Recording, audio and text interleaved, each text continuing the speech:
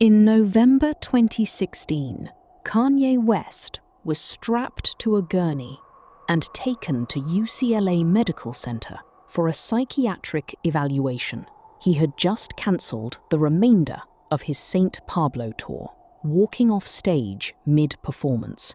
He had been ranting on stage for days about Jay-Z, about Beyoncé, about the music industry, about things that made no sense to the audience watching.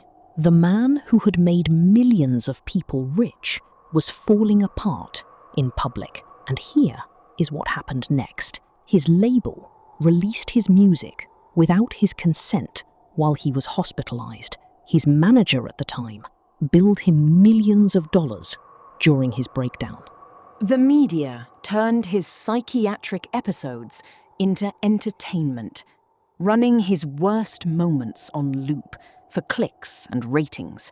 His marriage to one of the most famous women on earth ended during a period when he was publicly and visibly unwell. The people around him, the label, the managers, the business partners, the media made billions from his name, his music, his image, and his genius. And when he became too unstable to be profitable, they dropped him. Every single one of them. Adidas, Gap, Balenciaga, his label, his management, gone. Not because they suddenly developed a conscience, because he was no longer generating enough money to justify the association. This is not a story about antisemitism. This is not a story about cancel culture. This is a story about what the music industry does to black artists with mental illness. And Kanye West is the most documented example in history. Before the hospitalizations, before the rants, before the controversies, you need to understand what Kanye West actually was. He was born in Atlanta in 1977 and raised in Chicago by his mother, Donda West, an English professor who was the single most important person in his life. He was not supposed to be a rapper. He was a producer, one of the greatest producers in the history of recorded music. He made beats for Jay-Z's The Blueprint, one of the most celebrated hip-hop albums ever made, before anyone knew his name as an artist. Then in 2004, he released The College Dropout. It sold over 3 million copies. It won the Grammy for Album of the Year. It changed the sound of hip-hop permanently. What followed was one of the most extraordinary creative runs in music history. Late Registration, Graduation, 808s and Heartbreak, My Beautiful Dark Twisted Fantasy, Yeezus, The Life of Pablo. 6 albums, each one completely different from the last, each one critically acclaimed, each one pushing boundaries that other artists were afraid to approach. My Beautiful Dark Twisted Fantasy, released in 2010, is still considered by many music critics to be the greatest hip-hop album ever made. He was not just a musician, he was a fashion designer, an architect, a creative director, a cultural force that touched every industry he entered. And he was also, beneath all of it, a deeply vulnerable man, carrying wounds that the industry was very happy to ignore, as long as he kept producing. The wound that never healed was his mother.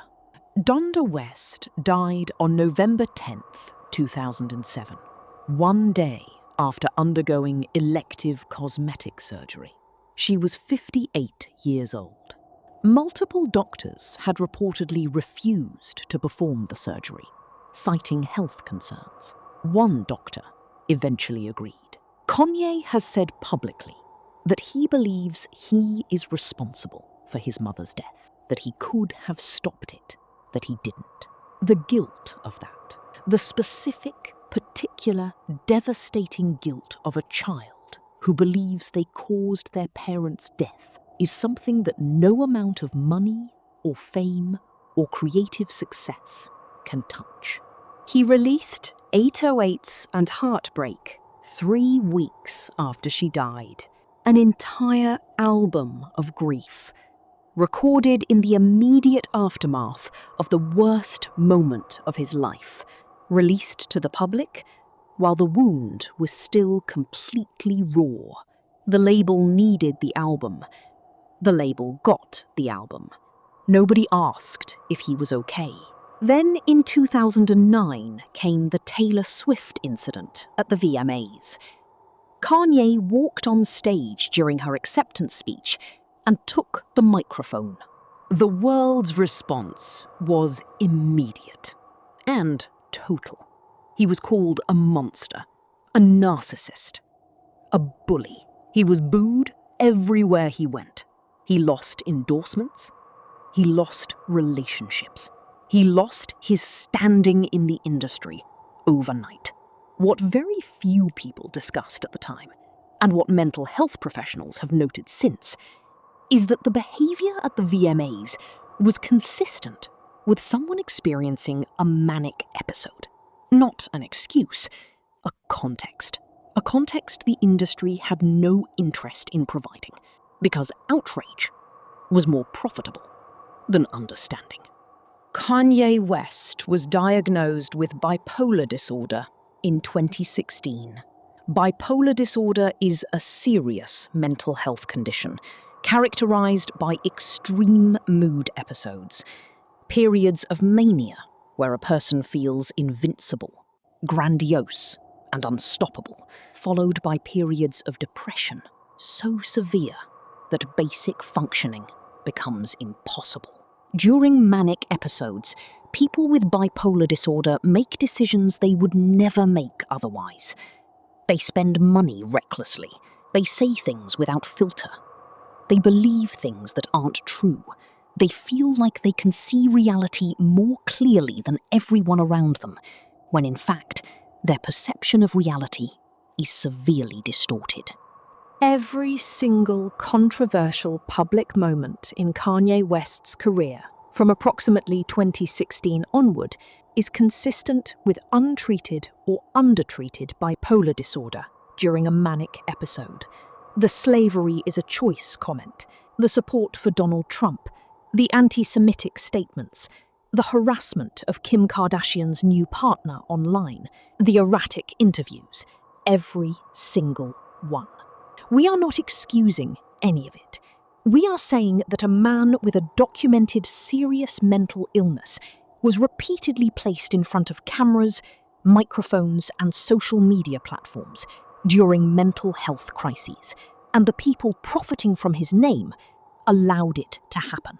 Because the controversy generated clicks, and clicks generated money, and money was the only thing anyone around Kanye West was actually interested in.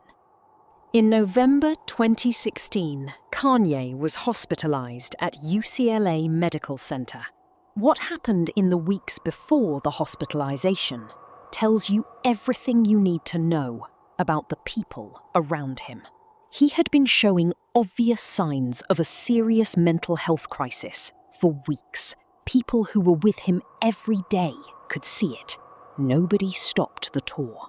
Nobody cancelled the appearances. Nobody said, "This man is not well enough to be on stage." They kept the schedule running because the tour was generating millions of dollars per night. When he finally collapsed, when the breakdown became so public and so severe that it could no longer be ignored, the tour was cancelled, and within days, his label released The Life of Pablo on streaming platforms, expanding its availability without his consent while he was in a psychiatric facility. He was hospitalized. He was medicated. He was unable to make decisions about his own life and career, and the machine kept running without him, using his name, his music, his image, while he lay in a hospital bed. In 2021, Kim Kardashian filed for divorce from Kanye West. The divorce itself is not the story. The timing is. Kim filed during a period when Kanye was publicly and visibly experiencing what appeared to be a serious mental health episode. He was posting erratically on social media. He was making public statements about his children and his marriage that no stable person would make. He was clearly not well. And the divorce proceedings and the media coverage surrounding them played out entirely in public. Every filing, every statement, every response, documented, broadcast, consumed. Kim Kardashian is one of the most sophisticated media operators in the world. Her team controls the narrative around her with extraordinary precision. The coverage of the divorce consistently portrayed Kanye as unstable and threatening. Some of his behavior was genuinely concerning, but the framing of a mentally ill man as primarily a threat, rather than primarily a person in crisis who needed help, served a specific narrative purpose. And that narrative was worth billions to the Kardashian brand. The reality television industrial complex had monetized this marriage for years. It monetized the divorce too. In October 2022, Kanye West made a series of anti-Semitic statements publicly. What followed was swift and total. Adidas terminated their Yeezy partnership, a deal worth an estimated $1.5 billion annually. Gap terminated their partnership. Balenciaga terminated their partnership. His talent agency dropped him. His management dropped him. His record label distanced itself. The response was presented as a moral stand, as corporations finally holding someone accountable for hate speech. And the anti-Semitic statements were genuinely indefensible. That is not in question. But here is the question nobody was asking. Where were these corporations when Kanye was displaying obvious signs of mental illness for years before the statements? Where was Adidas when he was hospitalized in 2016? Where was Gap when he was publicly unraveling in 2018? Where was his management when he needed intervention, not another deal? They were counting their money. Every single one of them. They profited from his genius for years. They ignored his illness for years. And when his illness finally produced something that made him a financial liability rather than a financial asset, they left. Not because of moral conviction, because of quarterly earnings. Kanye West is still alive. He is still making music, still designing, still existing in the public eye in ways that suggest the crisis is ongoing. He has a diagnosed serious mental illness. He has experienced the most devastating personal loss imaginable in the death of his mother. He has been through a public divorce. He has been dropped by every major business partner he had. And the system that extracted billions from his talent over 2 decades has moved on to the next artist. We are not asking you to excuse what Kanye West has said. We are asking you to consider who was supposed to be protecting him. The label that released his music while he was hospitalized. The managers who billed him millions during his breakdown. The media that broadcast his worst moments for entertainment. The business partners who profited for years and disappeared the moment the profits stopped. Mental illness is not a content strategy, but for the people around Kanye West, for a very long time, that is exactly what it was. Who do you think bears the most responsibility for what happened to Kanye West? The industry that exploited him? The media that broadcast his breakdowns? The people closest to him who said nothing? Or Kanye himself? Drop your honest answer in the comments. And if you think someone needs to hear this story, share it with them.